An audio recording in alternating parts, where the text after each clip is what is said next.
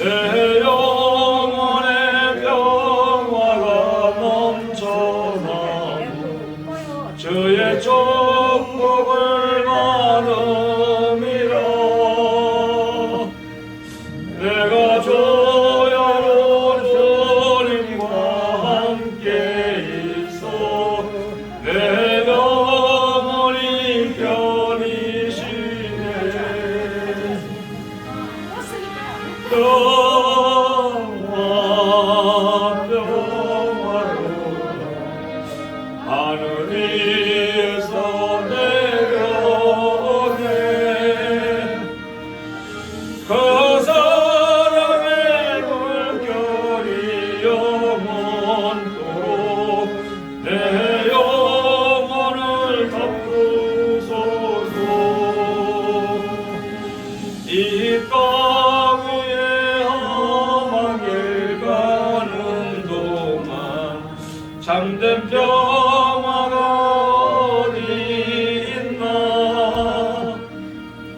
우리 모두 다 예수를 친구 삼아 참 평화를 누리겠네.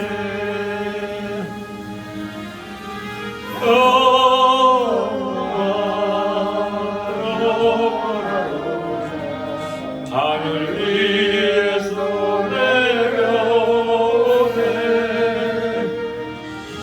그 사랑의 물결이 영원토록 내 영혼을 덮으소서.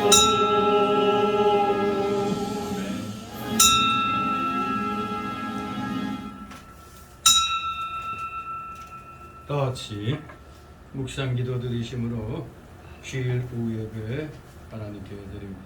다 같이 묵도 드립니다.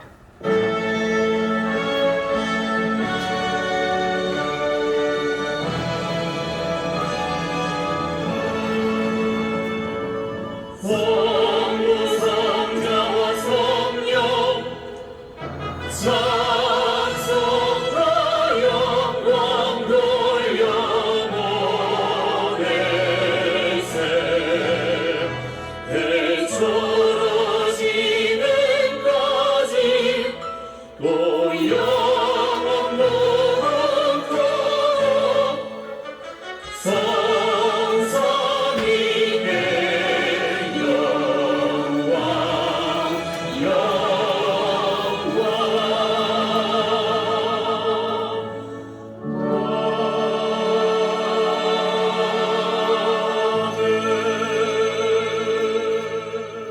진리를 좇는 자는 빛으로 오나니 이는 그 행위가 하나님 안에서 행한 것임을 나타내려 함이라. 아멘. 다 같이 사도신경으로 신앙 고백 하나님께 드립니다. 전능하사 천지를 만드신 하나님 아버지를 내가 믿사오며 그의 아들 우리 주 예수 그리스도를 믿사오니 이는 성령으로 잉태하사 동정녀 마리아에게 나시고 본디오 빌라도에게 고난을 받으사 십자가에 못 박혀 죽으시고 장사한지 사흘 만에 죽은 자 가운데서 다시 살아나시며 하늘에 오르사 전능하신 하나님 우편에 앉아 계시다가 들이로서 사는 자와 죽은 자를 심판하러 오시리라.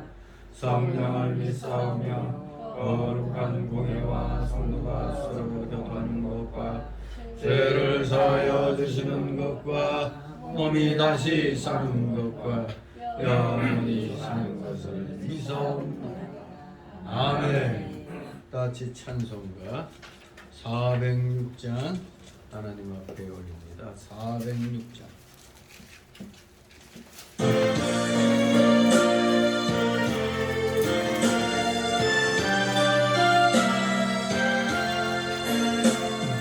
내 맘이 낙심되며 근심에 눌릴 때 주께서 내게 오사 위로해 주시네. 가는 길 캄캄하고 괴로움 많으나 주께서 함께하며 내 짐을 지시네. 은혜가 내게 족하네. 은혜가 족하네. 이대로는 세상 지날 때 은혜가 족하네. 희망이 사라지고 친구 날 버릴 때 주 내게 속삭이며 새 희망 주시네. 싸움이 맹렬하여 두려워 떨 때에 승리의 왕이 되신 주 음성 들리네. 은혜가 내게 족하네. 은혜가 족하네. 이 괴로운 세상 지날 때 은혜가 족하네. 번민이 가득 차고 눈물이 흐를 때 주 나의 곁에 오사 위로해 주시네. 환난이 닥쳐와서 절통을 당길 때 주님의 능력이 원수를 이기네. 은혜가 내게 족하네. 은혜가 족하네. 이 괴로운 세상 지날 때 은혜가 족하네. 아멘. 기도드립니다. 거룩하시며 전지전능하신 하나님 아버지, 사랑하시는 자녀들, 이렇게 오전에도 이렇게 예배드림으로 귀한 진리의 말씀을 마음에 받아 깨닫게 하여 주시니 그 깨달음으로 힘을 얻어서 또 점심 식사 후에 이렇게 오후 예배도 참석하여 주님께 경배드리니 아버지 감사를 드리옵나이다. 진실로 사단의 괴계는 우리에게 어떠한 핑계거리를 줘서라도 하나님 앞에 나아가는 그 시간을 어떻게든지 빼앗으려고 하고 있습니다. 이 마귀의 괴계가 이렇게 극심한 오늘의 이 시대에 사랑하시는 자녀들, 이 마귀와 대적하여 싸우기 위해서는 오전에 주신 말씀대로 우리가 말씀에 전신갑주로 영적 무장을 해야만이 마귀가 도망가게 된다는 것을 분명히 우리는 마음에 새겨놨습니다. 우리 사랑하시는 자녀들, 이 훈련장이란 이 세상, 말이 좋아 훈련장이지 사실은 전쟁터인 줄 압니다. 마귀는 어떻게든지 우리를 택한 자라도 넘어뜨리려고 가진 계획을 부리고 있기 때문에 우리가 조금이라도 방심하면 그 순간 마귀에게 넘어가게 된다는 걸 분명히 기억하고, 사랑하시는 자녀들, 늘 말씀을 읽으며 그 말씀 붙잡고 기도하면서 말씀이 주시는 감동대로 성령의 충만함을 입어 마귀와 대적하여 마귀를 완전히 격퇴함으로 말미암아 다시는 마귀 세력이 하나님의 자녀들에게 덤벼들지 못하도록 우리 모두 철저히 근원부터 차단시키는 이러한 훈련 우리 철저히 행하게 하여 주시옵소서. 교회의 모든 그 행사들 역시 우리의 영의 그 상황이 올바르게 세워져 나가는데 다 쓰임받게 되는 줄 믿습니다.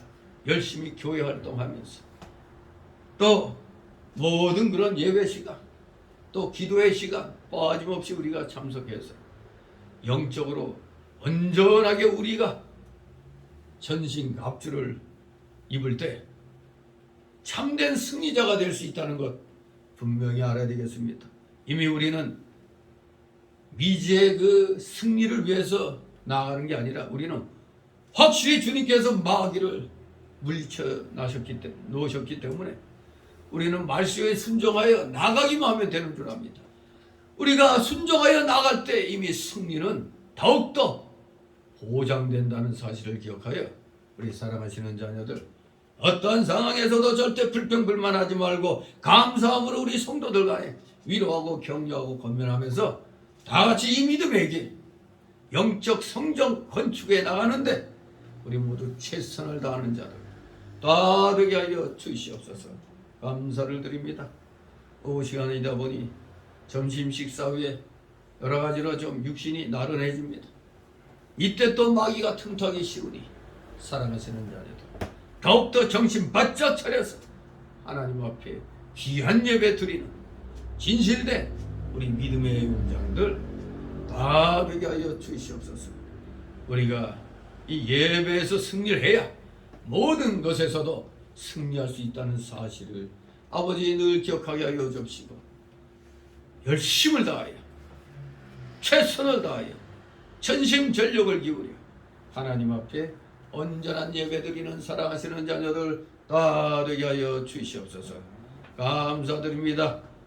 육신의 피로 쳐서 복종시키며 영의 기쁨과 즐거움으로 이 시간 오직 주님께서만이 영광 홀로 받으시옵소서.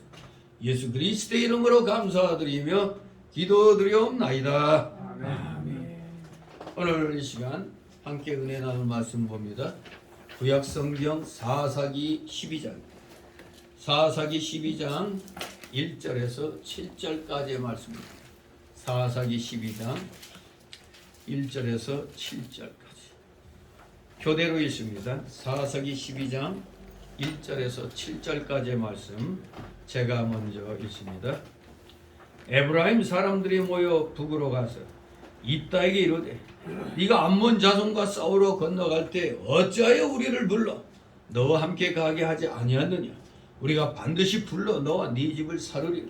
입다가 그들에게 이르되 나와 나의 백성이 암몬 자손과 그에 갔을 때에 내가 너희를 부르되 너희가 나를 그들의 손에서 구원하지 아니하므로 내가 너희의 구원치 아니하는 것을 보고 내 생명을 돌아보지 아니하고 건너가서 암몬 자손을 쳤더니 여호와께서 그들을 내 손에 붙이셨거늘 너희가 어찌하여 오늘날 내게 올라와서 나로 더불어 싸우고자 하느냐 하고 입다가 길리앗 사람을 다 모으고 에브라임과 싸웠더니 길리앗 사람들이 에브라임을 쳐서 하였으니 이는 에브라임의 말이 너희 길리앗 사람을 몰래 에브라임에서 도망하는 자로서 에브라임과 므낫세 있다 하였습니다. 길라 사람이 에브라임 사람 앞서 요단 나루턱을 잡아 지키고 에브라임 사람의 도망하는 자가 말하기를 청컨대 나로 건너게 하라 하면 그에게 묻기를 네가 에브라임 사람이냐 하여 그가 만일 아니라 하면 그에게 이르기를 시폴렛이라 하여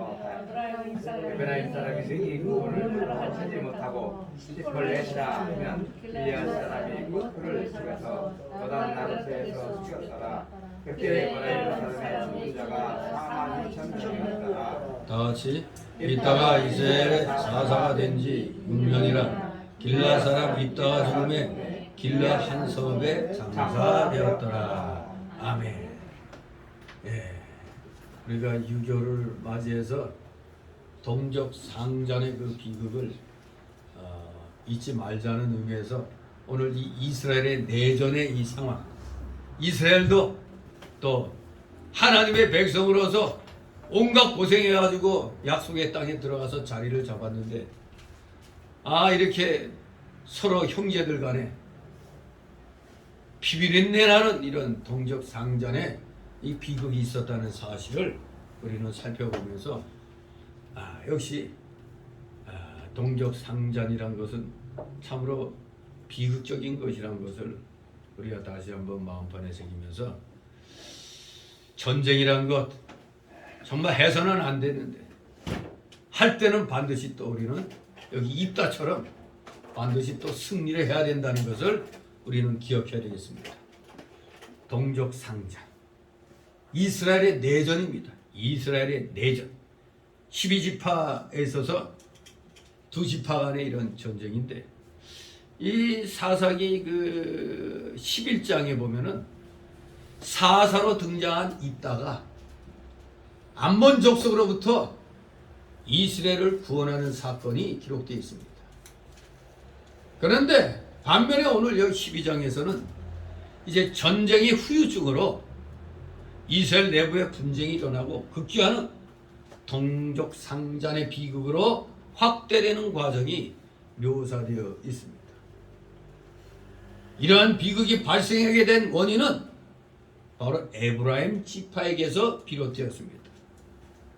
이 에브라임 지파가 상당히 이게 마귀 노릇을 한 것입니다. 예전에 그 기드온, 사사 기드온 시대 때도 8장 1, 2절이죠.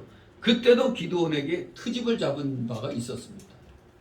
그런데 오늘 여기 본문의 내용 보면은, 아니 암몬으로부터 입다 사사가 나서서 이스라엘을 구원했는데, 마치 자기네가 세울 공로를 마치 입다가 뺏은 것 같이 이렇게 지금 아주 그냥 수작을 부립니다. 그러다 보니까 이들의 그 도가 지나쳐 버렸어요.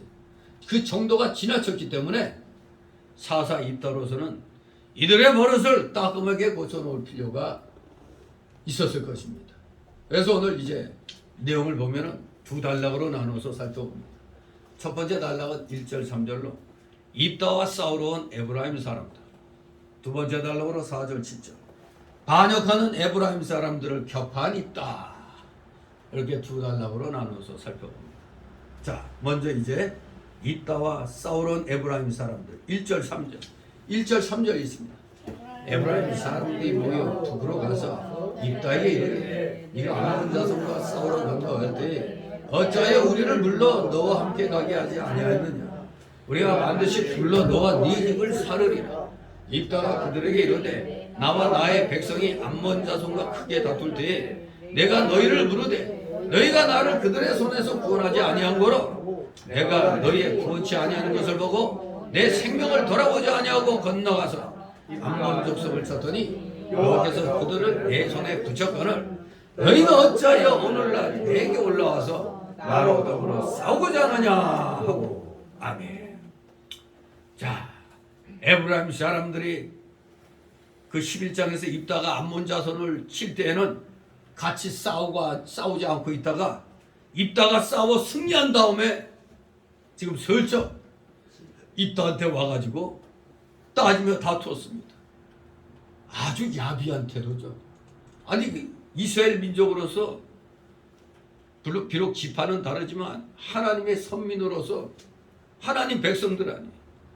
그런데 입다가 싸울 때는 뭐라은 척하고 있다가 승리하고 나니까 그때서야 기어 나와가지고 왜 우리한테 연락 안 하고 했느냐, 이게 시비를 겁니다.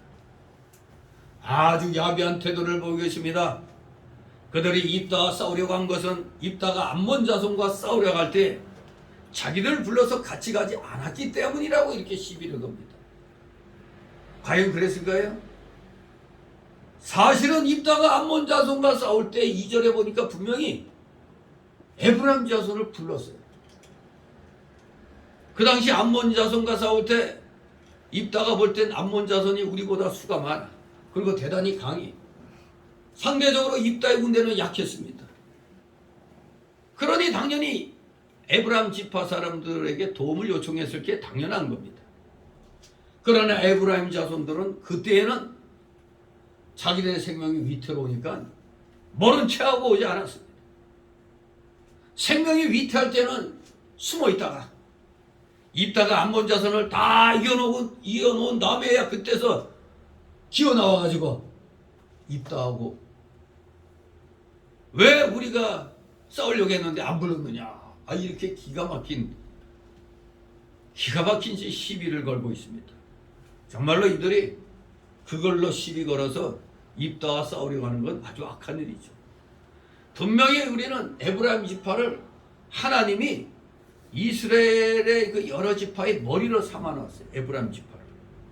그런데 이들이 교만해져 가지고 암몬 족속이 침략할 때는 나가서 싸우지 않았어요. 그런데 입다가 승리한 다음에는 많은 사람을 모아가지고 마치 입다 너 버르장머리 없게 우리한테 연락하라고 니끼리만 승리를 독차지했느냐 하고 기가 막힌 핑계로 입다와 싸우려고 나왔습니다. 물론 에브라임 지파가 12지파 가운데 제일 으뜸입니다. 자기들은 으뜸인 지파인데 가만히 보니까 승리의 영광을 저 길르앗 사람 입다가 다 차지하고 있어요. 그러니 그게 못내 배가 아파서 시기가 나가지고 입다에게 지금 싸우려고 온 겁니다.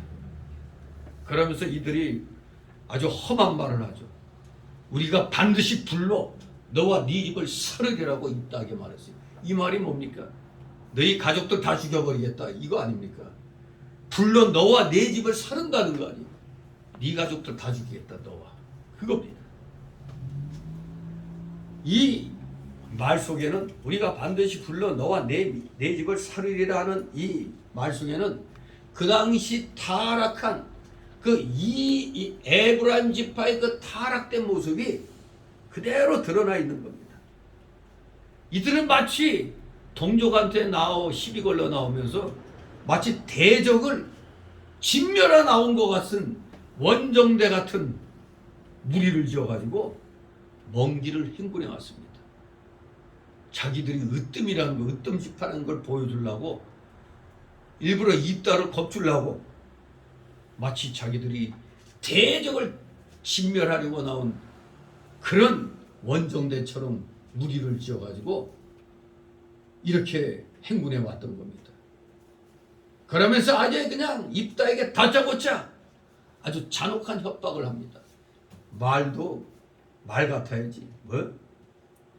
우리가 반드시 불러 너와 네 집을 살으리라. 이런 협박이 어디 있습니까?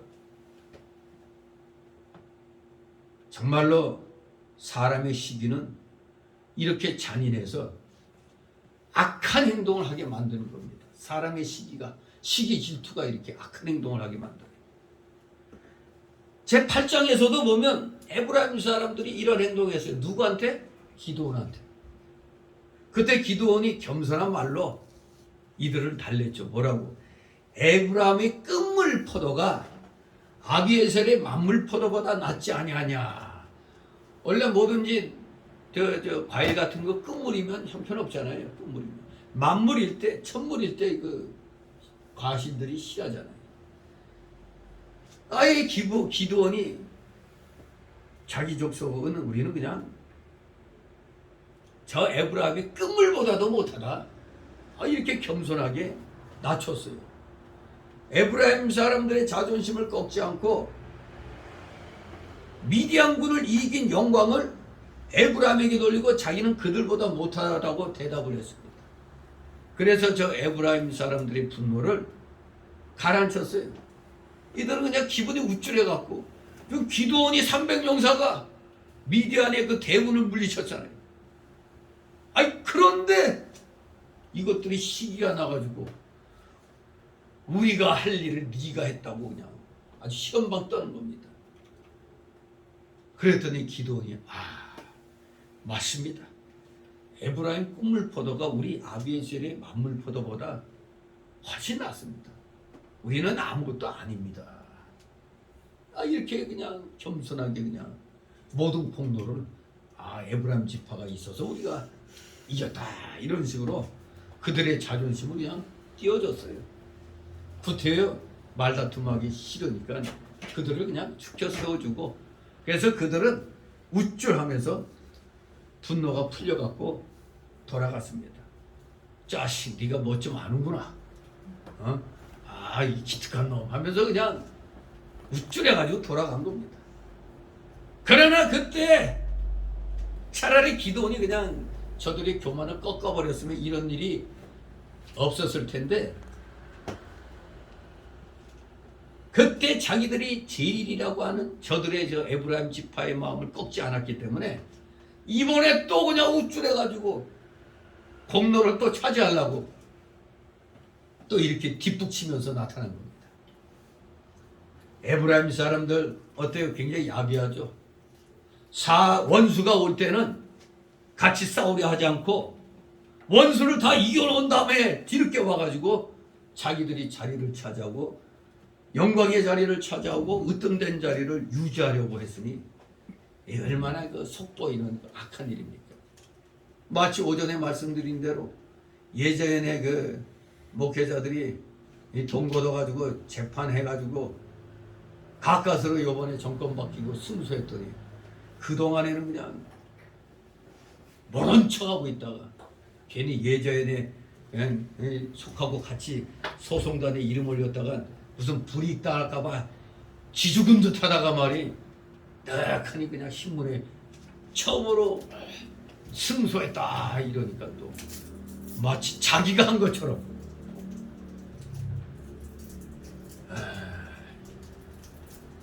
정말 그냥 싸울 때는 모른 척하고 있다가 이겨놓으니까 마치 나도 얼마나 기도로 열심히 참여했는데 하면서 그냥 생색내고 있는 자들이 꼭 오늘 여기 등장하는 에브라임 사람들과 똑같은 목사들입니다.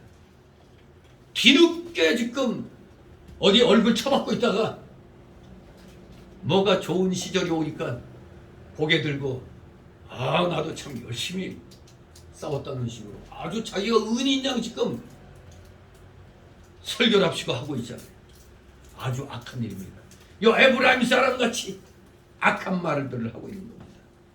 그런데 그때 길을 안 꺾어놨더니 이번에는 아주 더 기가 살아가지고 기도원에게 말한 것보다도 더 가혹하게 너와 내 집을 불살라버리겠다고 아주 협박을 했던 겁니다.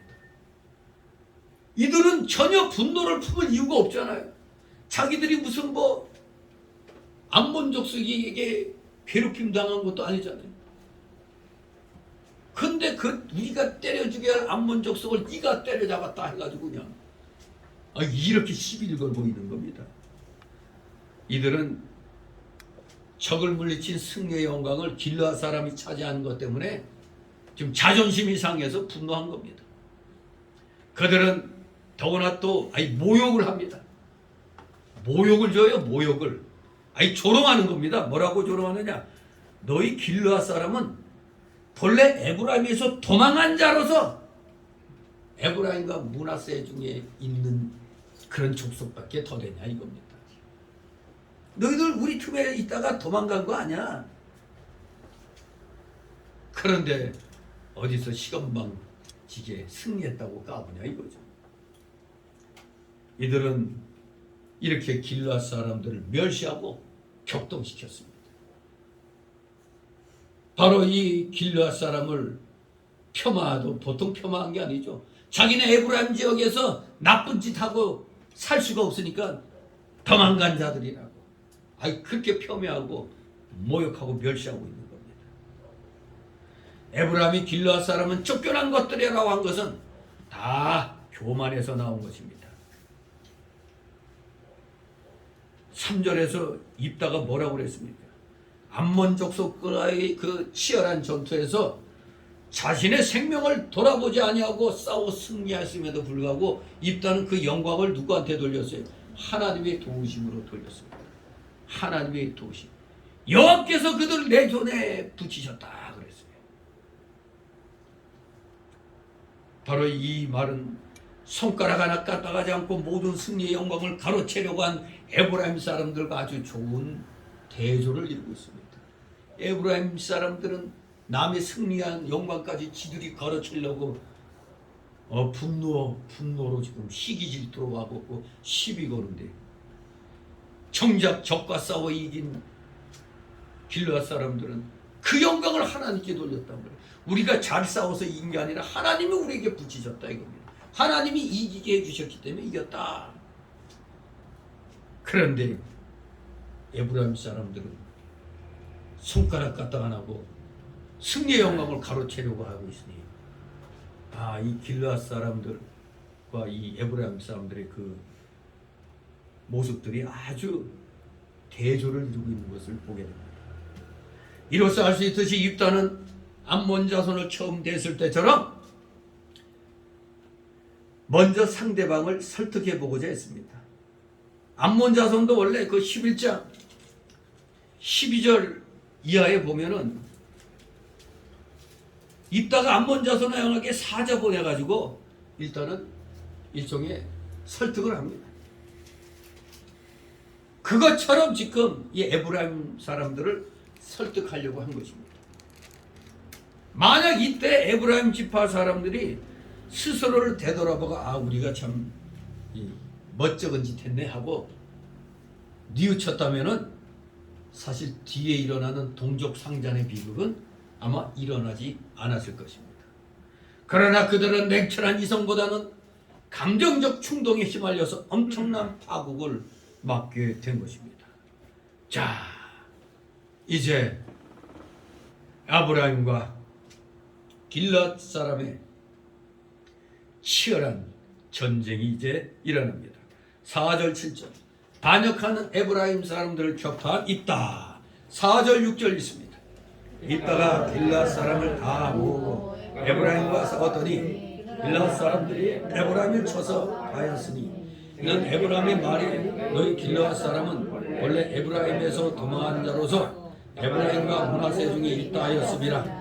길앗 사람이 에브라임 사람 앞서 요단 나루톱을 잡아 지키고 에브라임 사람의 도망하는 자가 말하기를 청컨대 나로 건너게 하라 하면 그에게 묻기를 네가 에브라임 사람이냐 하여 그가 만일 아니라 하면 그에게 이르기를 시볼렛이라 하라 하여 에브라임 사람이 능히 구음을 바로 하지 못하여 시볼렛이라 하면 길앗 사람이 곧 그를 잡아서 요단 나루턱에서 죽였더라.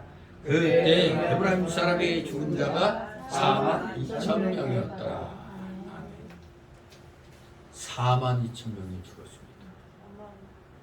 그때 우리가 민수기에서 이제 그 지파들 그 1차 인구조사 때, 2차 인구조사 때 보면 한 지파에 3, 4만 막 그랬거든요.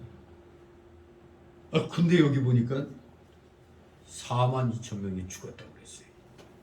자, 어찌하여 이러한 비참한 전쟁이 일어납니까? 대살육전이 일어난 겁니다. 한마디로. 자, 이 에브라임 사람들이 와가지고 입다와 길앗 사람들을 격동시킵니다. 너희 길앗 사람은 본래 에브라임에서 도망한 자로서 에브라임과 므낫세 중에 있지 않느냐. 한마디로 너희 거기서 우리 땅에서 죄짓고 도망가가지고 여기서 살고 있는 주제의 말이야. 어디 암몬 족속하고 싸워서 이겼다고 마치 승리가 너희 것이냐 까불고 있느냐고 지금 시비를 거는 겁니다. 네 주제를 알라 이거죠. 한마디로 니들 주제 도망가서 여기서 사는 주제에 건방지게 승리 좀 했다고 까부느냐 이겁니다. 이러한 모욕적 언사는 길앗 사람들의 노를 참고 있는 참았던 길앗 사람들의 노를 격발시키기에 충분했던 겁니다. 아예 뇌관을 건드린 겁니다. 지금 속으로 꾹꾹 참고 있는데 입다 때문에 입다가 자꾸 이제 싸우지 않으려고 이렇게 설득하니까 같이 참고 있었는데 마침내는 분노를 갖다 지금 수레탄에 안전핀을 뽑아버린 겁니다. 지금. 에브라임 사람들은 어째서든지 길앗 거민들을 비방하기 위해서 전혀 사실과 무관한 얘기들을 마음대로 꾸며대었습니다.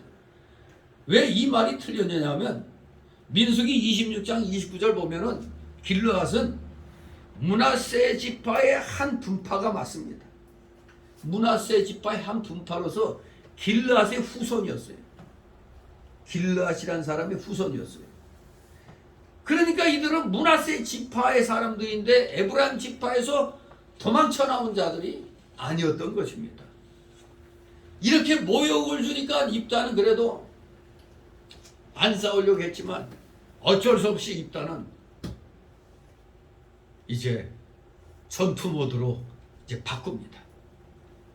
하나님께서 이 시건방 떠는 교만한 에브라임 사람들을 입다에게 붙여버렸습니다.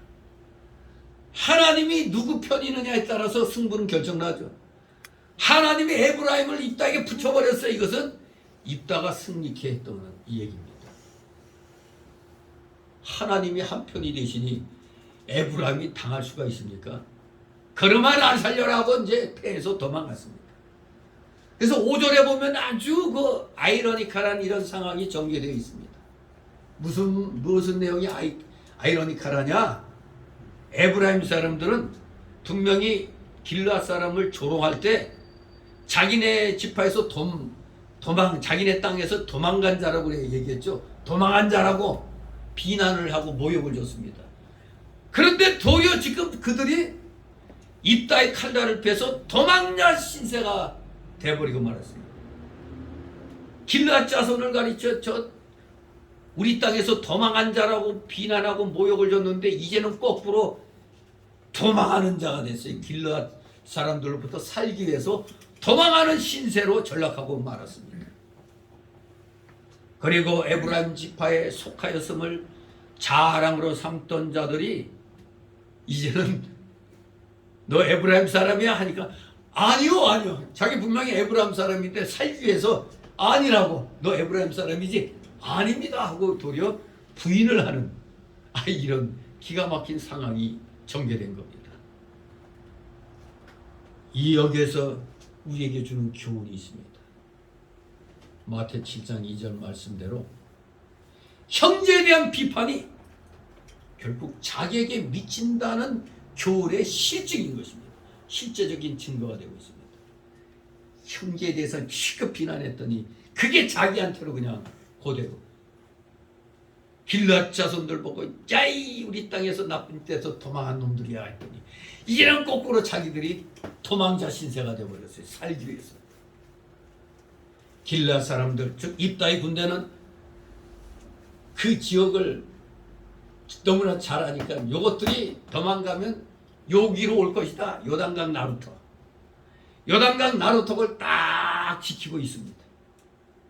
바로 여기에서 에브라임 사람들 도망오는 족족 그 자리에서 다 잡아 죽여버렸습니다. 참 의기양양하게 에브라임 사람도 모아가지고 와갖고 큰 소리 칠 때는 언제고 지금은 다 걸음만 안 살려라고 지금 도망다니면서 너 에브라임 사람이지? 아니요. 이렇게 도리어 자기들 소속을 부인하는 그런 상황이 되어버린 겁니다. 요단강 나루턱에 대한 지리는 당연히 에브라임 사람보다 길앗 사람이 더 잘 알고 있는 겁니다.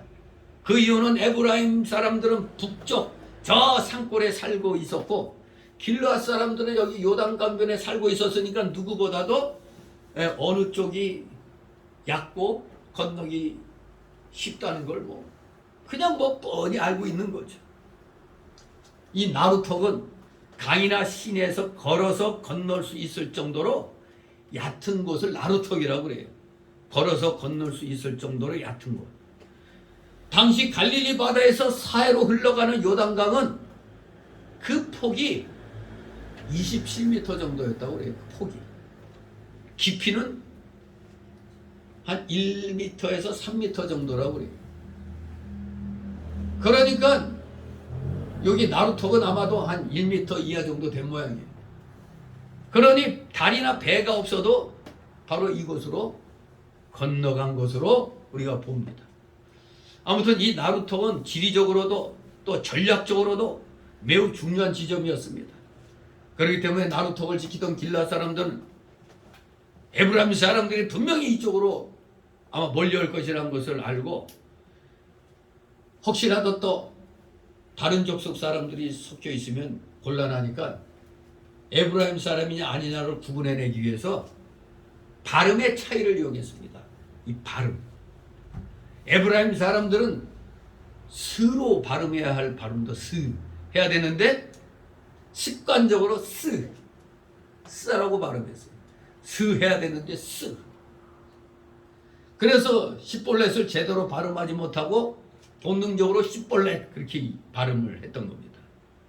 그래서 길앗 사람들이 앞질러서 요단 나루턱을 딱 짓고 있다가 에브라임 사람들이 도망하여 갖고 요단 나루턱을 건너려고 할 때는 잠깐 스톱 일로 와 해가지고 시볼렛 해봐. 그러면 또 뭣도 모르고 십벌레 해야 되는데 십벌레 그런 거예요. 그러면 무조건 다 잡아 죽이는 겁니다. 그냥 너 에브라임이네 하고 그냥 죽여버린 겁니다. 근데 참 요 발음 하나 차이인데 십벌레 타면은 곡식의 이삭 또는 개울 시냇물이라는 뜻인데 씨벌레 타면은 무거운 짐이라는 그런 뜻이 되어버려요. 요 발음 하나 차이가 이렇게 뜻이 완전히 달라지는 겁니다. 이 에브라임 사람들은 아무리 씨벌레 해라고 얘기해도 씨벌렛이 안 되고 씨벌레 그렇게 되는 겁니다. 이러한 현상은 길르앗과 에브라임 간에만 국한된 게 아닙니다. 요단강을 사이에 두고 동편에서는 대체로 에브라임 지파 사람들같이 스로 발음했어요. 스로. 서편에서는 스로 발음했습니다. 오늘날 독일 일부 지방에서는 돌을 뜻하는 휘타인이라는 어휘를 잘 발음을 못해갖고 슈타인이라고 발음한다고 그래요. 우리나라에도 있죠. 우리 경상도 사람한테 자 따라서 해 쌀 그러면 살 그렇게 돼버리는 거예요. 근데 우리 민족은 아주 그냥 잔인한 그런 추억을 갖고 있죠.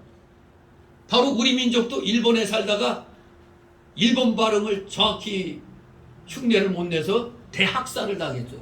이게 바로 관동 대지진. 일제가 자꾸 약세에 몰리고 전쟁은 길어지고 일본 국민들이 이 일본 제국주의에 대하여 이제 불평불만하고 막 이럴 때 지진이 일어났단 말이야. 엄청난 지진이. 그때 옳다구나 그 제국주의자들이 옳다구나 이 일본 국민들이 폭발 직전인데 이들의 분노를 바로 일본 땅에 살고 있는 조선인 그들 말로는 조센징의 이러한 그 지진을 이용해 갖고 여기다 불 지르고 약탈하고 막 일본 사람 죽인다고 선동을 했던 거예요. 그 바람에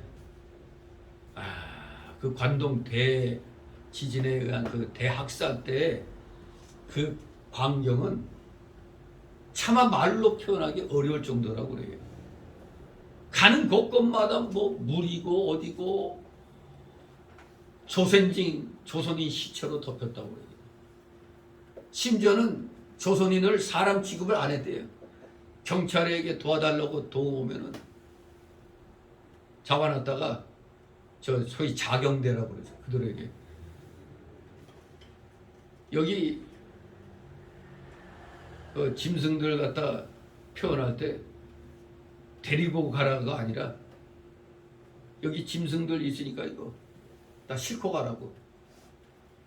도리어 경찰에게 도와달라고 왔다가 도리어 경찰이 넘겨줘가지고 다 학살당하는 그런 일이 일어난 겁니다.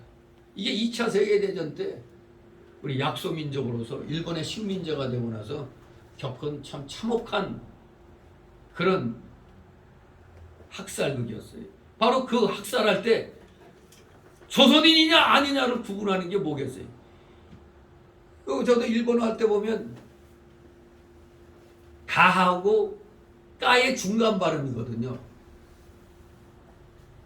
이리마스까 하는데 사실은 까가 아니에요. 있습니까? 할 때 우리말 비슷하죠. 있습니까? 이리마스까? 근데 까도 아니고 그렇다고 가도 아니에요. 가와 까의 중간 발음이거든요. 일본 발음이.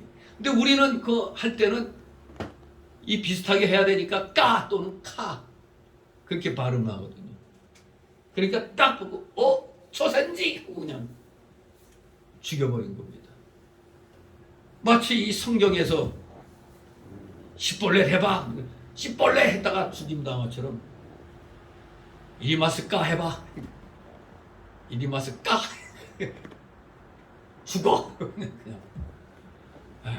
정말 비참 그 상황을 보면은 너무 비참해요. 그걸 생각하면 철천지 원수죠.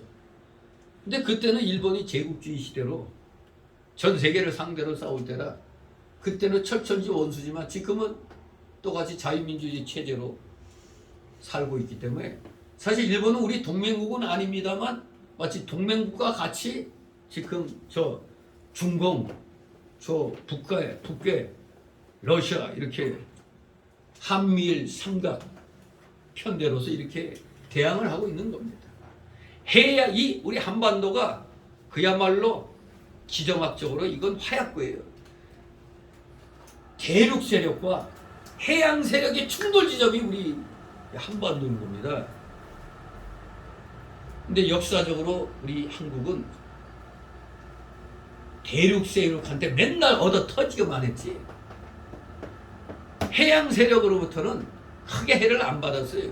일본이 해양 세력의 한 축으로서 우리가 임진왜란이라든가 그 2차 그 한일 합방 이런 2차 세계대전 때 일본이 해양 세력으로서 잠깐 우리나라를 괴롭힌 때가 있었죠. 하지만 지금은 같이 우방국입니다. 우방. 그런데 우리나라는 뭐만 뻑하면 반일 감정 일으켜가지고 멍청한 짓을 하고 있잖아요. 일본이 마음만 먹으면 우리 경제 어렵게 만들어 볼 수가 있는 거거든요.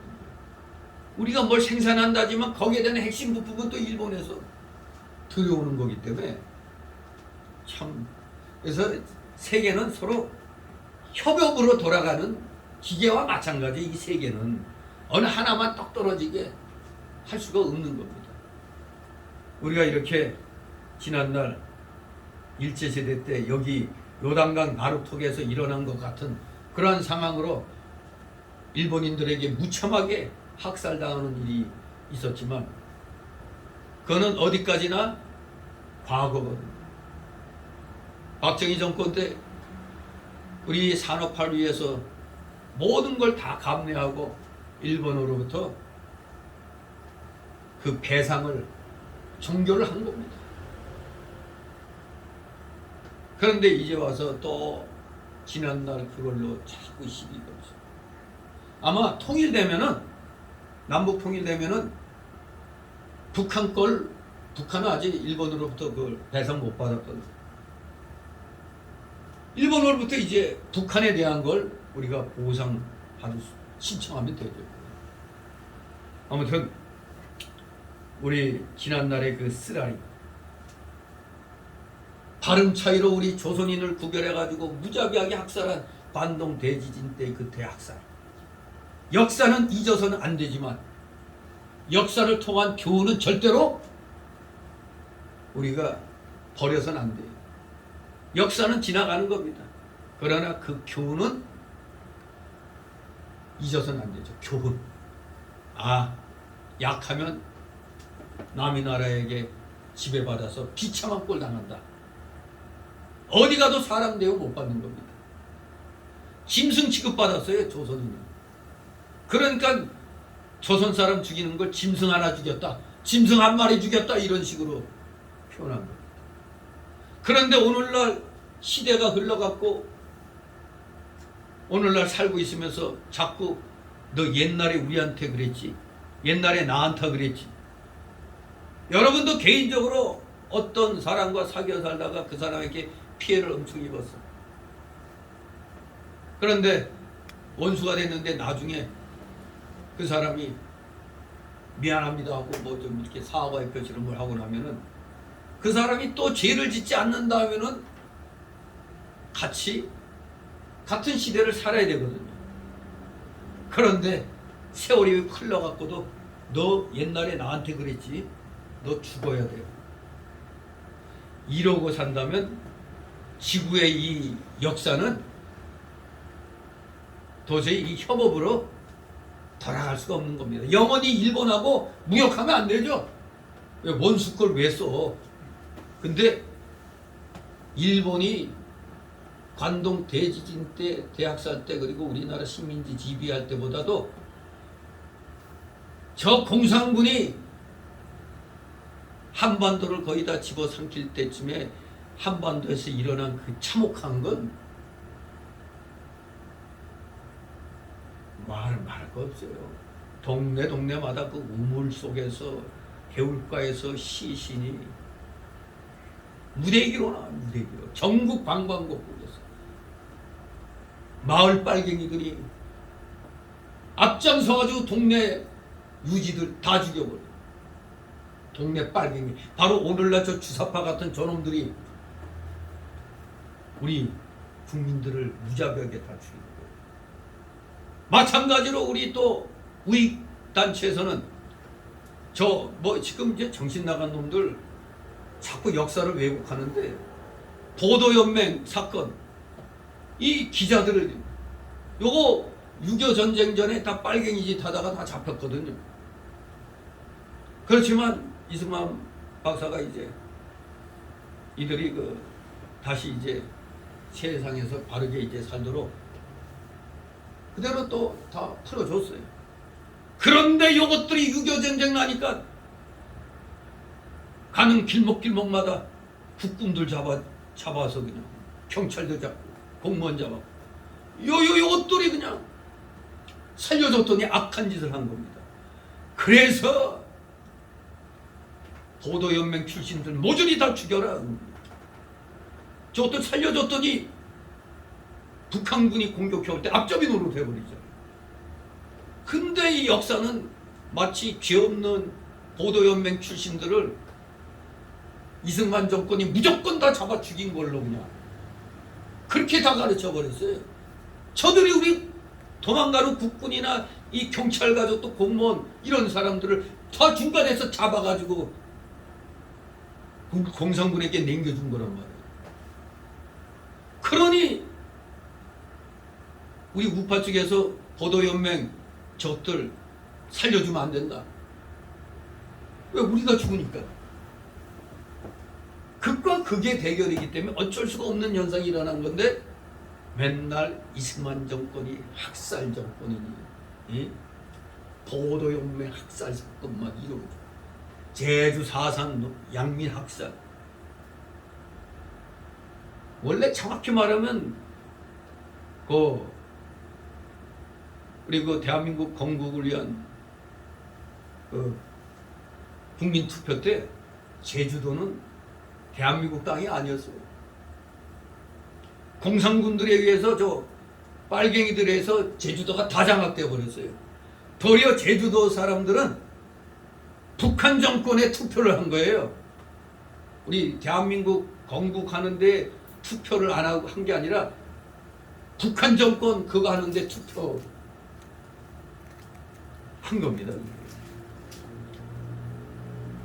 아무튼 역사가 지금 왜곡돼도 너무 많이 왜곡이 되어 있는 겁니다. 그러니까 일본을 미워하는 게 아니라 우리는 일제시대 때 그 만행을 미워해야 되는데 지금도 여전히 미워하고 있어요. 미워하는 게 아니라 그냥 죽창 들고 나가자고 죽창가로 외치잖아요. 도리어 6.25 때 우리 같은 동족을 학살한 저 공산군 저 김일성 도당에 대해서는 아무 얘기 안 하고, 더구나 최근에 문재인 정부 때 해수부 공무원이 북한군에 의해서 그냥 아예 총살당하고 시신 불태워진 거. 이런 거에 대해서 지금 도리어 국민들 속이지 않았어요. 도리어 지금 이 북괴 정권은, 그리고 이 주사파 정권은 일본보다도 더 악랄한 겁니다. 이게 왜? 동족이 더 악랄하게 했잖아요. 더 악랄하게. 그러니 여러분들 그냥 먼 일 나면은 뻑하면 일본 타도, 일본을 이길 만한 힘이 있으면은 그런 얘기해도 돼요. 근데 우리는 아직 멀었어요. 그런데도 그냥 자기들 정치적인 그것만 생기면 일본 타도 이러고 있어요. 거기에 놀아나는 국민들이 병신인 겁니다. 그거. 저놈들이 또 수작 부리고 있구나. 저놈 새끼들이 지들 또 정권 그거 하려고 또 국민들 유혹하는구나, 그렇게 생각을 해야 되는데 멍청한 것들이 그냥 쫓아나와가지고 일본 타도하고 외치고 있잖아요. 참 멍청한 놈들입니다, 진짜. 동족이 동족을 죽이는 게 더 잔인한 거지, 이방인이 우리 동족 죽이는 게 더 잔인한 거예요? 동족이 동족 죽이는 게 더 잔인한 거지. 동족은 동족을 살해하면 안 되잖아요. 그런데 이방인보다 더한 짓거리를 했단 말이에요. 아무튼 우리 민족은 이 이스라엘의 내전을 대할 때마다 항상 관동 대지진 때 그 대학살을 생각하면서 그래서 뭐 일본을 끝까지 타도하자는 게 아니라 우리가 빨리 일본을 능가하는 힘을 길러야겠다. 그걸로 분노 삼아야지. 우리가 일본보다 힘이 약한 걸 분노해야지. 일본에 대해서 분노할 필요가 없는 겁니다. 우리가 강해지면 일본은 저절로 숙이게 돼 있는 겁니다. 진실로 우리 오늘 여기 같은 이스라엘 민족 간의 이 전쟁에서 어떻게든지 잡아 죽이려고, 우리를 모욕한 자들을 잡아 죽이려고 발음체이를 이용해 가지고 에브라임 지파 사람들을 하나씩 골라내서 쳐 죽였다는 사실, 참 잔인하다고 할 수가 있죠. 그냥 모른 척하고 그냥 보낼 수도 있는데, 에브라임 족속이 한 짓이 너무너무 괘씸하니까 한 명이라도 그냥 이 에브라임 지파 인간들이 있으면 잡아 죽이려고 완전히 이 길르앗 사람들이 분노가 그냥 뼛속같이 그냥 찼던 겁니다. 그리하여 결과 그때 에브라임 사람이 죽은 자가 무려 4만 2천 명이었다. 이겁니다. 이 에브라임 사람들이 요단강 나루턱에서 길르앗 사람들에게 속속 잡혀 죽음을 당했는데 그때의 죽은 자의 수가 4만 2천 명. 그야말로 요단강변에서의 대살육 사건입니다. 이 대살육 사건이 본절에서 한번 언급됐지만 사실은 실제로는 에브라임과 상당한 기간 혈전이 전개된 것으로 보입니다. 출애굽 당시 제1차 인구조사에서 에브라임 지파의 장정수, 전쟁할 수 있는 장정의 수가 4만 500명이었어요. 4만 500명. 1차 인구조사. 근데 오늘 여기 몇 명이 죽었다고? 4만 2천 명이 죽었다. 1차 인구조사 때 같은 그 인원이 싸움할 수 있는 장정이 다 죽어버렸어요. 민수기 1장 33절에. 그리고 제2차 인구조사에서는 이 1차 때 인구조사 4만 500명보다도 줄어든 3만 2,500명이었어요. 민수기 26장 37절 보면 3만 2,500명 2차 인구조사 때. 이런 사실을 미뤄서 이 당시 길르앗과의 전쟁에서 죽은 에브라임의 장정수는 거의 전체 장정수에 달했을 것으로 우리가 짐작할 수가 있습니다. 정말로 몇만 명이나 되는 많은 군사가 요단을 건너 싸우러 왔다가 전멸을 한 겁니다. 전멸. 우리가 전멸한다는 용어를 쓸 때 하나도 남김없이 다 죽었다는 게 아니라 우리가 대대 연대에서 1개 대대가 6.25 때도 어디 화천전투에서 괴멸당했다. 1개 대대가 괴멸당했다 하더라도 거의 연대급이 그냥 전멸당한 것 같이 그렇게 또 보고가 되는 거예요. 1개 대대가 전멸당해서도 그 연대가 박살났습니다. 그렇게 얘기하는 거죠. 원수가 많기 때문에 그 원수를 물리치는 것도 큰일인데 지금 이스라엘 백성들이 싸워가지고 많은 사람이 죽었다는 것은 참으로 비참한 불상사입니다. 에브라임 사람들이 교만이 하늘을 찔렀다가 입다를 대적함으로 말미암아 하나님의 진노로 이렇게 많은 사람이 희생된 겁니다. 에브라임 사람들이 망한 이유를 간략하게 5가지로 정리하면 첫째는 교만, 두 번째는 시기, 세 번째는 명예 영광심, 네 번째는 사람을 격동시키니, 다섯 번째는 하나님의 일에 협조하지 않은 것. 바로 이 이유로 하나님의 진노를 사 멸망을 당한 겁니다. 하나님이 하시는 일은 그 당시 입다를 그 시대에 사사로 세워서 이스라엘을 암몬 자손의 손에서 구원하는 일입니다. 그런데 에브라임 사람들은 이스라엘의 구원 운동을 크게 생각하지 않고 그저 사사롭게 자신들의 그 명예심과 자신들의 지파가 으뜸이라는 이런 교만한 마음 가지고 나가다가 지금 크게 망하게 된 것입니다.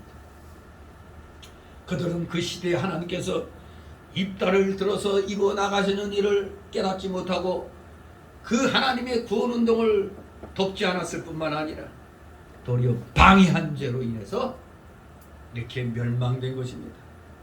우리는 이를 통해서 일개 지파가 3, 4만 명인데 죽은 자가 4만 명이 넘었다. 이것은 하나님의 구원운동을 방해한 자가 멸망받을 죄라는 것을 알 수가 있죠. 하나님의 구원운동을 방해한 자가 얼마나 큰가, 멸망받을 죄에 해당된다는 걸 우리에게 시각적으로도 가르쳐주고 있는 겁니다. 그러므로 우리 성도는 시대를 분별할 줄 알아야 되고 하나님이 그 시대에 어떻게 구원운동을 해나가시는가를 볼 줄 알아야 됩니다. 바로 오늘날 시대에 분별할 줄 몰라가지고 기독교는 그런 정치하는 일에 목소리 내면 안 돼, 그런데 신경 쓰면 안 돼, 우리 믿음 생활만 잘하면 돼 할 때 많은 우리 대한민국 교인들은 그게 맞는 걸로 알았죠. 왜? 일제시대 때 성장한 목사들이 자기 후배들에게 그렇게 가르쳤으니까. 미국의 그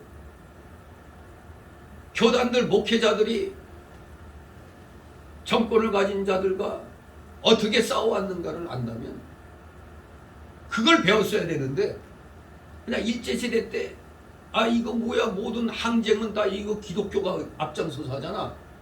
그래가지고 기독교를 단속하기 위해서 이런 세상 일에 기독교가 나서는 거 아니야, 그럼 비성경적인 거야, 요렇게 가르쳤어. 그게 종교 분리라고 가르친 겁니다. 정확히 말하면 보완하는 일이거든요.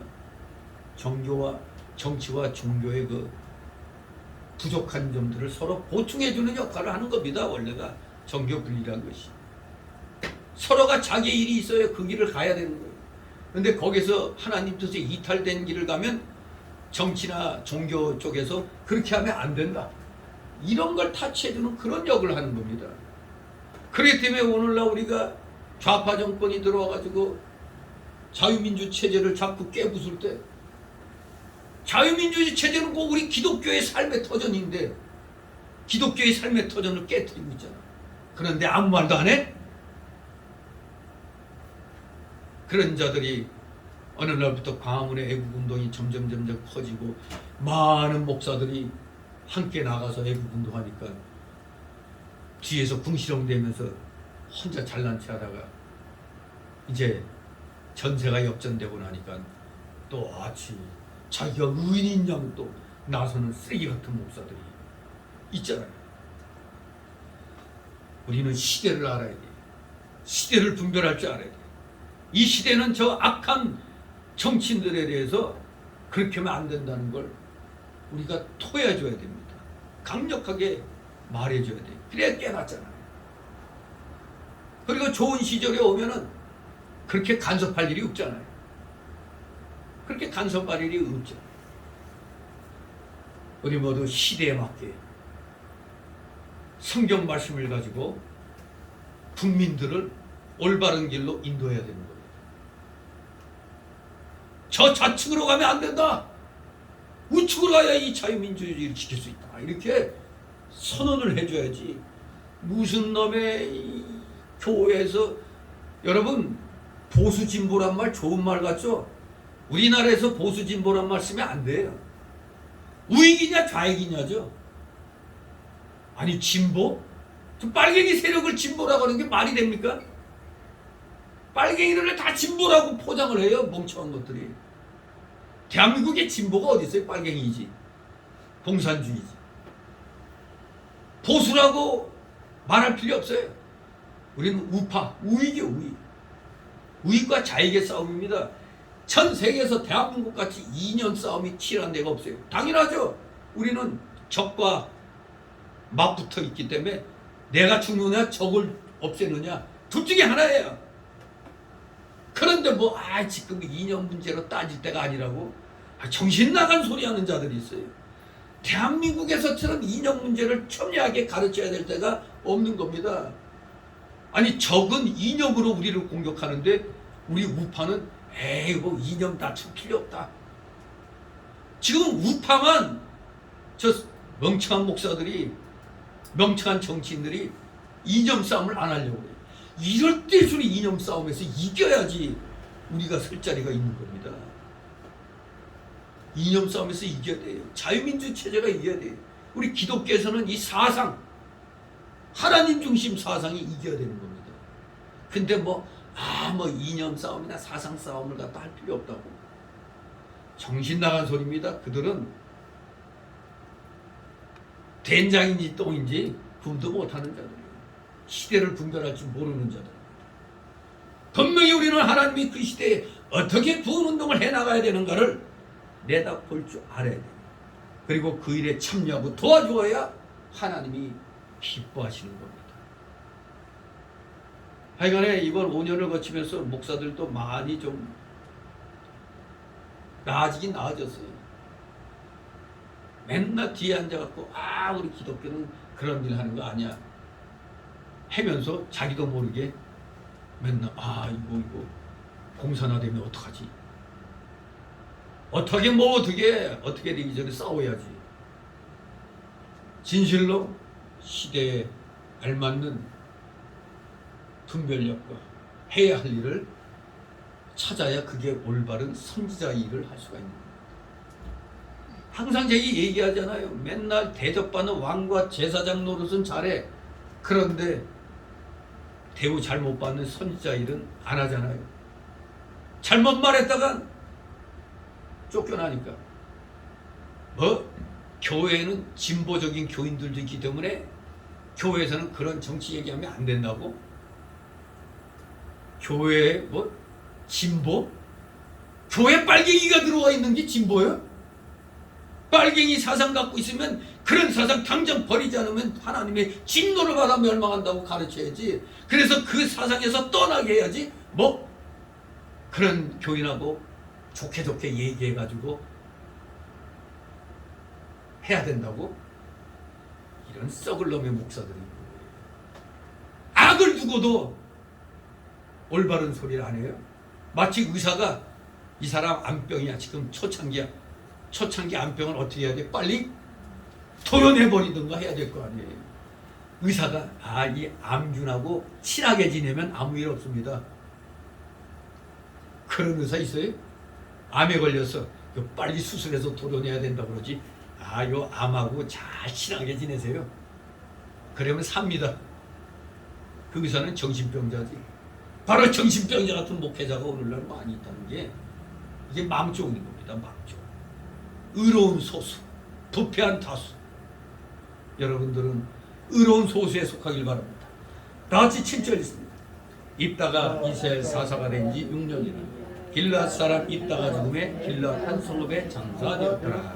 아멘. 이 7절 말씀에 이 서술 형식을 보니까 다른 소사사들, 여러 소사사들의 생애에 대한 서술 형식과 똑같아요. 이 7절이 입다의 생애를 마감 짓는 이 서술이, 그 형식은 대부분 여기 나온 대로 사사도시 통치기간이 몇 년이다. 그리고 죽었다. 그리고 어디에 매장됐다. 이런 순서로 말을 하면서 그 사사시대를 종결짓고 있는 걸 보게 됩니다. 오늘 여기 입다도 사사가 된 지 6년 만에 세상을 떠났습니다. 정말로 하나님께 훌륭히 쓰임받는 이 사사가 정말 얼마 못 살고 죽은 것을 보게 됩니다. 이걸 보면 하나님은 일단 필요할 때 보내주시지만 또 일이 해결되면 나머지는 다른 사람에게 맡기고 또 이렇게 빨리 데려가는 경우도 꽤 많은 것 같아요. 그래서 우리는 결론적으로 오늘 이 1절 7절을 통해서 우리가 주목해야 될 사항이 있어요. 우리가 어떠한 상황을 주목해서 봐야 되느냐. 첫째, 입다와 그 군사들은 생명을 건 전투에 참여하여 고군분투한 결과 승리의 영예를 누리게 되었습니다. 반면에 에브라임 지파는 협력해야 할 시기에는 뒷전에서 반감만 하다가 영광스러운 결과만을 착복하게 혈안이 되어 있는 것을 오늘 우리가 분명히 봤습니다. 그래서 우리는 이걸 통해서 뭘 알아야 되느냐? 한 공동체의 발전을 원하는 자라면 구성원들과 동고동락할 뿐만 아니라 공동체를 위해서 자신을 희생하기까지 함이 바람직하다는 사실을 우리가 알아야 돼요. 그저 이득만 따먹으려고 할 게 아니라 같이 동고동락하면서 내 자신도 희생할 줄 알아야 된다는 겁니다. 그것을 오늘 1절 7절이 우리에게 첫 번째로 가르쳐주고 있는 거예요. 두 번째로 주목해야 될 내용은 이 에브라임 지파는 지파적인 우월감에 사로잡혀서 길앗 출신 입다를 아주 무시하는 태도를 취했습니다. 이는 마치 예수님께서 나사렛 출신이라고 하여 무시당한 예와 흡사하죠. 그러나 우리 하나님은 뭐를 보신다? 사람의 중심을 보신다고 했어요. 외모를 중요시하지 않으신다고 사무엘상 16장 7절에서 말씀하고 있습니다. 에베소 6장 9절. 이렇게 우리의 중심을 보시는 하나님이란 것을 깨닫고 그저 우리가 괜히 사람들에게 잘 보이려고 외식적인 그러한 행동하지 않도록 우리는 조심해야겠습니다. 항상 어떤 사상으로 가지고 살아야 된다고요? 호람되고 하나님 목전에 우리가 놓여 있다고. 즉 하나님의 눈앞에 우리가 놓여 있어서 우리가 하는 일거수일투족에 하나님이 다 보고 계시다는 이 호람되오 사상, 이것을 우리가 잊어서는 아니 되겠습니다. 중심을 보시는 하나님. 마지막 세 번째로 우리가 주목해야 할 사항은 영예를 받기에 합당한 자를 질투하여 제거시키고자 하는 간악한 본성은 우리 인류의 역사를 아주 얼룩지게 만들어 왔다는 사실입니다. 바로 우리 예수 그리스도의 죽음 또한 사람들이 질투해서 제거시킨 거 아니에요. 그 당시 종교 지도자들이 도리어 로마 총독 빌라도는 예수님을 살리려고 지없다 했는데도 도리어 그 당시 하나님 섬긴다는 종교 지도자들이 예수는 반역자다 하면서 그냥 예수를 갖다 죽여라 해가지고 로마 총독 빌라도도 밀란이 날까봐 겁이 나가지고 예수를 십자가형 집행하도록 그냥 방관을 해버리죠. 누가 죽인 거예요? 이스라엘 종교 지도자들하고 예수님 따라다니면서 부스레기라도 따먹던 사람들이 예수님을 배신한 겁니다. 영예를 받기 합당한 자를 질투하여 제거시키자고 하던 이 무리들이 결국에는 2차 세계대전 때 독일 히틀러에 의해서 몇백만 명이 희생당해서 600만 명가량이 그 악명 높은 아우슈비츠 수용소에서 다 독가스에 살해되고 세상에 정말 참 인간의 시신에서 추출된 걸 가지고 구두솔도 만들고 하여간에 정말로 인간의 시신으로 독일 민족이 별짓 다 했어요. 그래서 여러분들 약하면 어느 나라 제가 좋았어요? 독일제, 또 일제.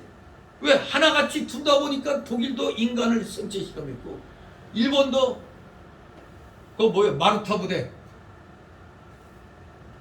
부대에서 우리 조선인 독립군 출신들 뭐 중국인들 뭐 만주족들 다 이 생체 실험했잖아요. 그래서 사람을 직접 대상으로 실험해서 만든 약이 당연히 효과가 빠르지. 정말 간악한 그런 일들이 우리 지구상에서 일어났었습니다. 우리 모두 함부로 질투하면 안 됩니다. 하나님의 영광을 받기 훌륭한 일을 한 사람은 우리가 높여주고 하나님께 영광을 돌려야 되죠. 괜히 여기 에브라임 사람들처럼 이 영광 자기들이 가로채려고 시기 질투했다가는 도리어 하나님 앞에 가서 치도곤을 당하는 일이 일어난다는 것을 우리는 잊어서는 안 되겠습니다. 예수님을 십자가에 못 박아 죽인 그들의 말로가 그 대가를 그 피를 우리에게 돌리소서 하더니 정말로 유대 민족이 아우슈비츠 수용소에서 독가스에서 600만 가량이 살해되는 그런 처참한 역사적인 일이 일어났었습니다. 우리 오늘 1절 7절을 통해서 정말로 하나님의 일을 위해서 열심히 하는 사람들 용기를 북돋아주고 칭찬해줘야지, 괜히 시기 질투로 방해했다가는 험한 꼴 당한다는 걸 우리는 기억해야 되겠습니다. 하나님이 진노하시면 큰일 나는 겁니다. 우리 모두 하나님의 진노를 누러뜨리는 일을 하는데 우리 모두 최선을 다해야 되겠습니다. 진실로 하나님께 영광 돌리는 일에만 쓰임받는 여러분 되시기를 주님의 이름으로 축원합니다. 기도합니다. 걸어가신 하나님 아버지 은혜를 감사드립니다. 이스라엘 민족 간의 이 내전, 동족 상잔의 비극을 또 이렇게 살펴보면서 현실적으로 또 우리 민족의 비극을 또 한번 생각해 봤습니다. 참으로 공통된 점은 하나님의 우리 인간에 대한 고귀한 뜻을 무시했다가 결코 비참한 그런 상황을 맞이하게 된다는 걸 우리 모두 잊어서는 아니 되겠습니다. 우리 모두 서로 협력해서 하나님께 영광 돌려드리는 일에는 서로가 최선을 다하여 협력할 수 있도록 아버지 사랑하시는 자녀들에게 지혜와 총명과 명철함을 더하여 주시옵소서. 감사드리며 예수 그리스도 이름으로 기도드립나이다. 아멘. 같이 찬송가 467절 467절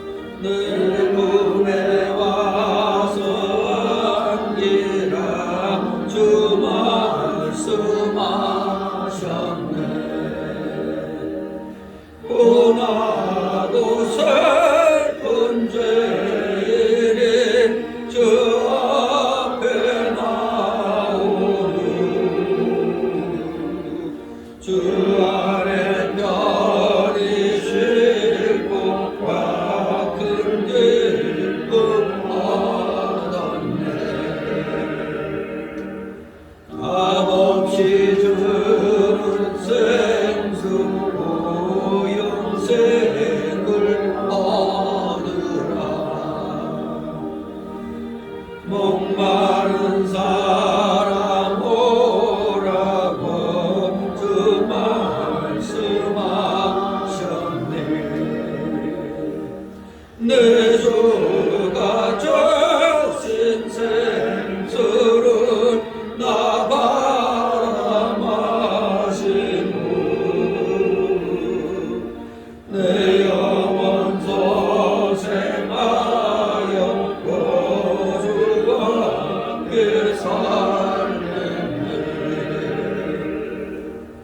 내가 곧 세상 빛이니 널 바라보아라. 광명한 아침 오리라 주 말씀하셨네. 새벽별의 신주님을 나 바라보면서 술래길 끝날 때까지 이 따라가리라.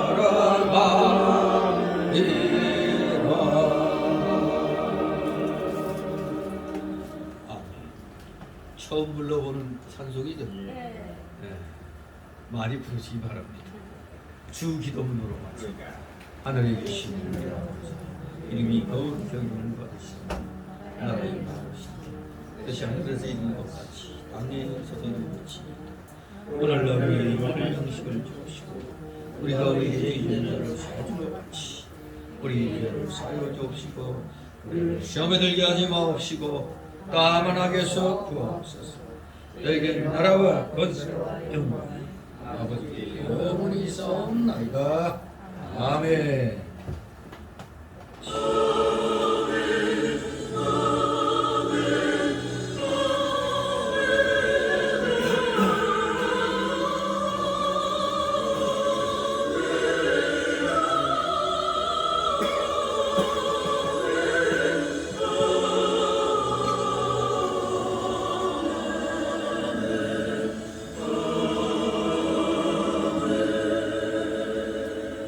네, 수고들 하셨습니다. 네, 돌아가셔서 쉬시기 바랍니다. 네, 수고했습니다. 잊어버린다.